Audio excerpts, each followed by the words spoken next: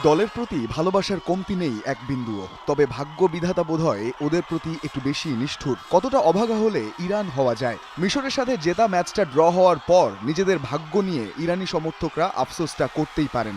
না হলে গ্যালারির উল্লাস আর বেঞ্চ থেকে ছুটে আসা খেলোয়াড়দের দৌড় যেখানে ইতিহাস লেখার বার্তা দেয়, সেখানে যান্ত্রিক ভিএআর কেন থামিয়ে দিল ইরানিদের আবেগকে?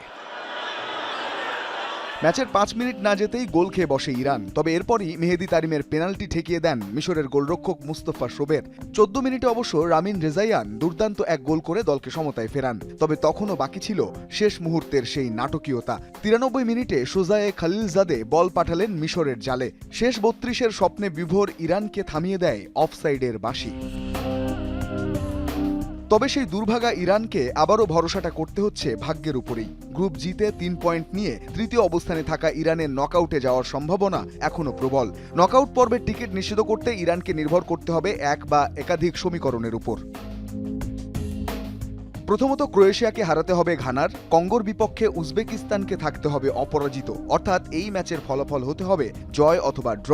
অস্ট্রিয়া বনাম আলজেরিয়া ম্যাচটি ড্র না হয়ে যে কোনো এক দলকে হতে হবে জয়ী। ইরানের জন্য সবচেয়ে ভালো হয় যদি অস্ট্রিয়া হারিয়ে দেয় আলজেরিয়াকে।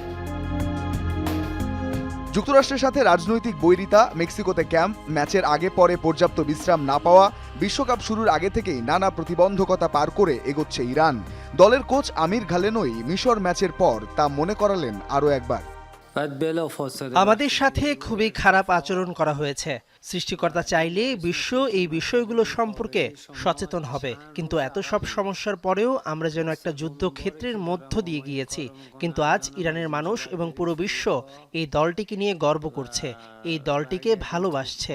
আমাদের বিরুদ্ধে হওয়া সব ধরনের প্রতিবন্ধকতা এবং সহযোগিতার অভাবের পরেও এটাই আমাদের অর্জন করা সবচেয়ে বড় সাফল্য। আমাদের পরিস্থিতি কি দাঁড়ায় তা দেখার জন্য আমরা অপেক্ষা করব। তবে আমরা যদি পরের পর্বে যেতে পারি তাহলে যে কোনো দলের বিরুদ্ধে খেলার জন্য প্রস্তুত।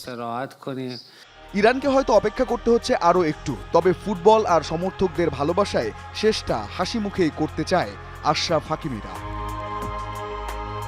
রঞ্জন শান্ত, যমুনা স্পোর্টস।